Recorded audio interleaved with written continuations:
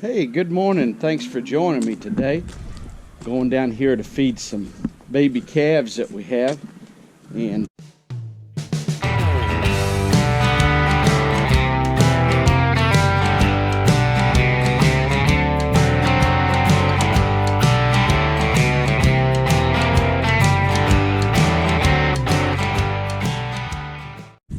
I got to come down here and open the gate. Here, geese.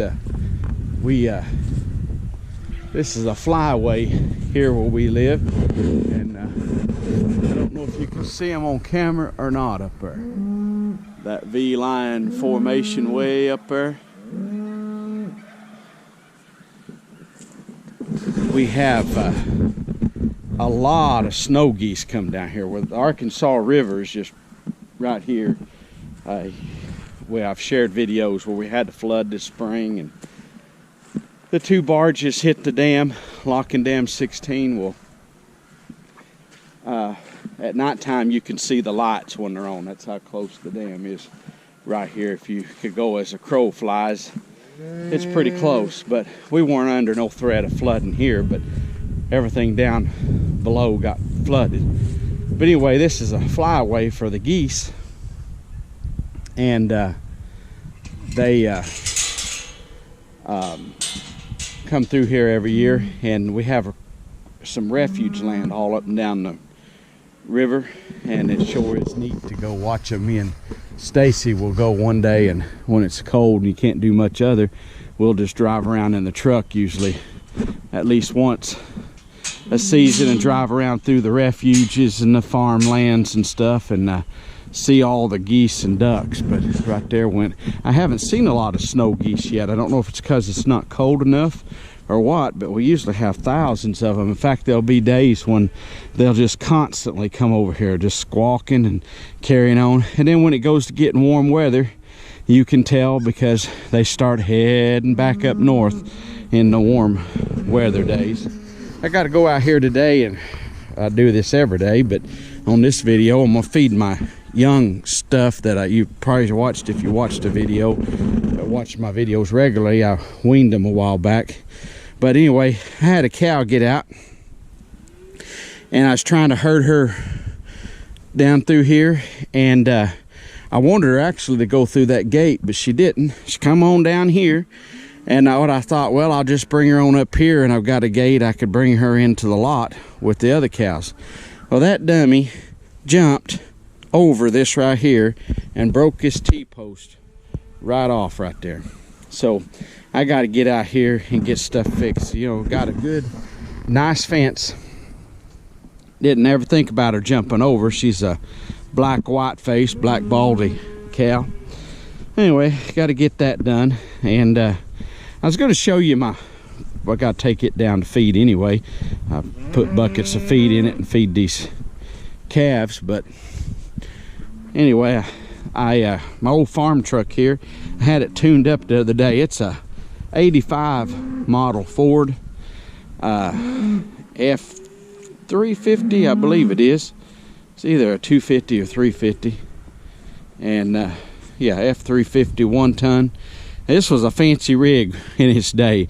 4-door, you know, now everything's about got 4 doors, but when this had the chrome fancy everything out here, but a lot of that's gone now, but don't really care about that. But I got this feeder up here. It's getting rusted out and wore out. I think I'm gonna take it off. Then I could see, because my overhead grain bin burned up last year, and I would put the feed in this back under it, and but this old thing's getting old and wore out. I'll probably take it off there and sell it on Craigslist or something. And I've been doing that with old stuff that I want to retire. And believe it or not, people come clear from Russellville, Arkansas. It's a long ways from here. I had a guy come by an old sprayer I had and stuff. So I'm like, hey, if they want it, and it's a good deal for them, it's a good deal for me too, rather than just scrap it. But anyway, the old truck, I had a guy go through it the other day. It cost me, I think it's $240. He went through, put a new belts and hoses, different things that it needed, and gave it a good tune-up, and it runs better now than ever. But it don't look like much. The cows, you probably can't tell here, but I was feeding one day and had got out to let this hopper down, and I was fixing to get back in the truck, and the bull was trying to breed one of the bulls, a cow, and he come over and hit this and dented this all in. This looked horrible, but the mirror, it stayed attached, but it bent everything in, so I got on the inside there and pounded it, and the door still don't shut quite 100%.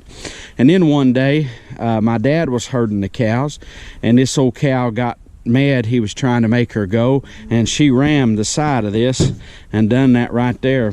And so I know some of my rancher friends have got big fancy new trucks like this, brand new 2019 diesel rigs, 2020 rigs, and that are like this, custom made with 4 doors, the Dewey's beds and all. This old Dewey's bed was on there from the beginning, and this dude has been a dandy. I've had to do a little work on it. In fact, the parts aren't available for it anymore, and I didn't know they'd ever quit making, but the actual, some of the parts in here, so I had to buy a different hydraulic system and change this out, but the hay part works really well.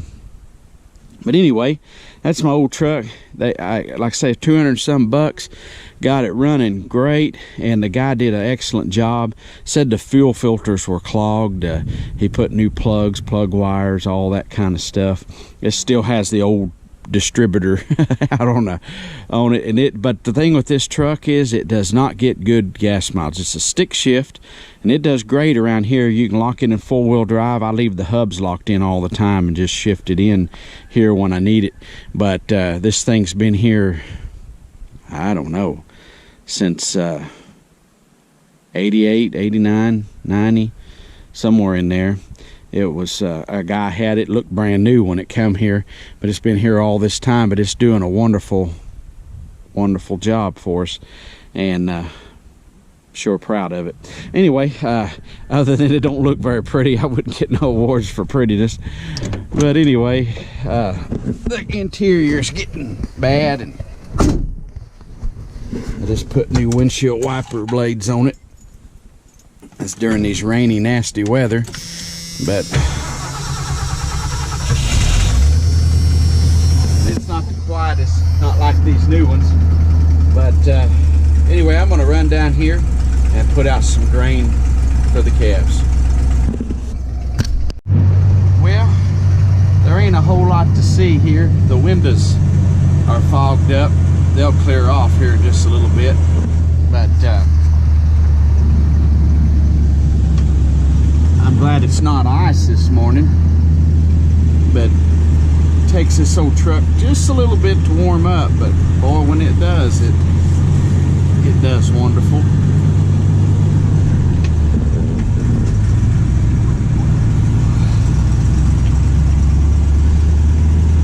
The heater will run you out of here when it gets really warmed up. That's one thing that works good on this thing. The AC doesn't work anymore. But I got these, I have 240 air conditioners, 2 windows rolling down at 40 miles an hour. You stay pretty cool. But go down here, down Machinery Row, our old antique equipment area, my grandfather's old stuff. I got chopped corn in this here feeder.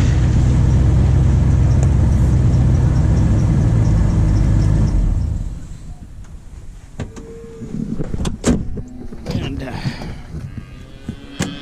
anyway, I buy this chopped corn down here from farmer, and one of our local farmers. He's got a chopper deal, and he'll load it. You probably seen me in one of my videos going over and buying from him. And these calves don't need a whole lot of grain because they've got wheat pasture to, you can probably see some of it back in the background, all that kind of green. We drill it into the Bermuda grass, but they got a lot, and some of it got closed off back over there yet that they haven't been turned into yet. And we deer hunt on that land, so I was kind of waiting until deer season was over.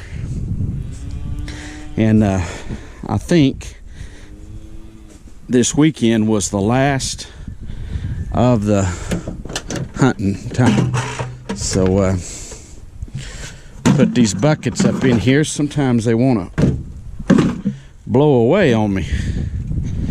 So, but about to grab the wrong one. I got one here with fencing supplies I keep in here, but I don't want to feed that to my cows.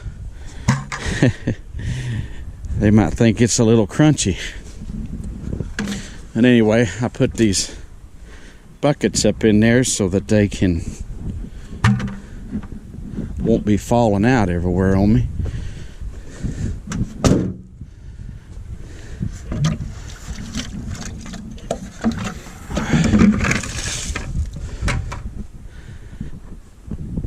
These little calves, they love this corn.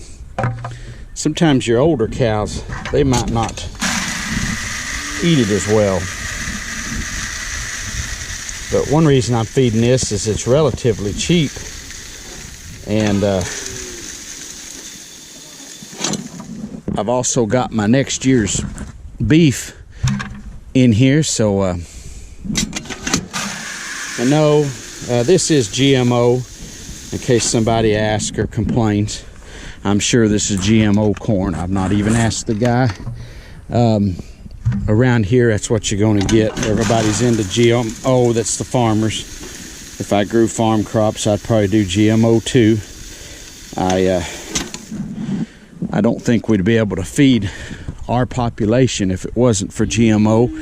It's something. It's kind of like a necessary evil, I guess.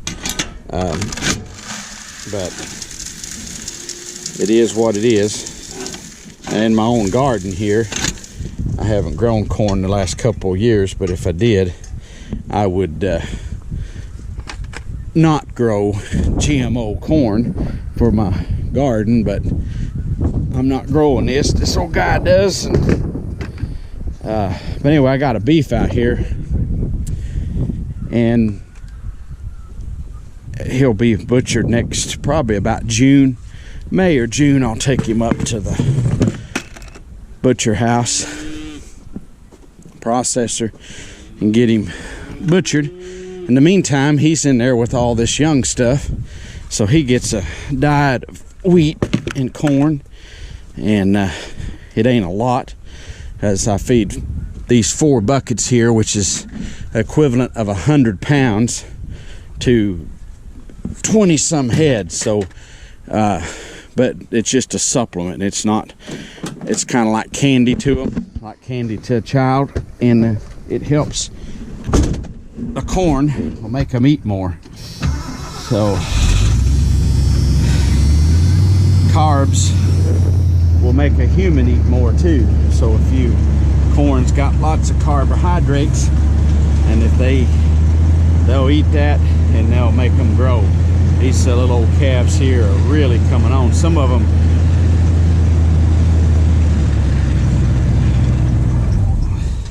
some of these calves I've taken off of their mamas kind of a little bit early. So because their mamas were first time calvers, and so these will all, anyone that's first time, or if it's a heifer, it'll go. Of course, if it's a steer, it'll sure enough go to the cell. But anyway, I'm gonna put them out some feed here, and they're all up here at the gate. They're eager and ready for their treat today. Well, I got them fed here. The wind's kind of picking up today, and so I hope you can hear me with the wind blowing. But just some little quick tidbit: if you've got calves weaned off like this, you want to watch them. One reason I feed them every day is so that they're gentle, and I can get them up here. I get to look at them every day. I get to make sure they're doing fine, they're healthy. You know, whatever I can do for them, they're doing good here. But there's some signs you can look for just real quickly. We'll probably discuss these in a later video. But cough, if they have a persistent cough, you want to watch that, because that could be a sign of a pneumonia, something like that. And then also watch them if you see an ear drooping, like one ear will be drooped down, the other be up. That's a sign of sickness. They're dry nose. You'd be better for them to have a snotty or runny nose than a dry nose. But if you see any of that kind of stuff, or a combination usually of all those, then you know that calf's sick and you want to work it. Over the last 12 years, I've only had one get sick on me, and it ended up dying. And it was probably 11-12 years ago, but it had a problem, and from the get-go, from the time it was weaned, I could tell it wasn't quite right. So anyway, I took and gave it vaccinations. It did good, and it gets sick, and I give it some more medicine and get well, and then it gets sick, and it finally just died. I've lost one of my weaned stuff like this in 12 years. I don't think that's bad. And this year I'm keeping these kind of longer than normal before I'd sell them, but I always keep heifers back, so they're doing very well. And anyway, just some little things you want to watch for. And but I got them fed, and like I say, I wouldn't have to feed these at all. There's not a rule or a law that you have to feed them grain. You know, they have to have food, I mean, but you don't have to feed them grain necessarily. And that's something I do. It keeps them coming along. But I had them get out the other day. We come home, me and my son, from working, and it was already dark, and we come around this old road around here, and they were out, and he said, "Dad, what do you want to do?" And we honked the horn at them, trying to herd them down this way, and they wasn't going to come. So we come on up here, and I opened up these gates, and I just called for them, and a whole bunch of them just come running right in. We shut the gates behind them, and we had them right back up. And the next day I fixed the fence, and my son was tickled. He said, "Boy, these are gentle." Well, they get used to being fed grain, they'll come to wherever. So later, when I get ready to sort them to sell them, whatever I need to do, I can just get them up real easy in the cow lot, and I'll be able to sort them out, because they're so gentle at this stage in their life, because they're used to being grain fed. Your adult cows get to be the same way. They'll gentle down if you're feeding them every day. But it also gives me a chance to check them, make sure they're doing good. Hey, I appreciate you watching today, and if you're not a subscriber, once again, we'd like to ask that you subscribe to our channel. If you're new to our channel or new subscribers, we want to say thank you. If you're an old subscriber, some of you have been with me ever since my first video, and hey, I appreciate you very much. And if you'll comment, like the video if you like it, whatever, we'd appreciate it. And we'll see you next time. God bless you. We're gone.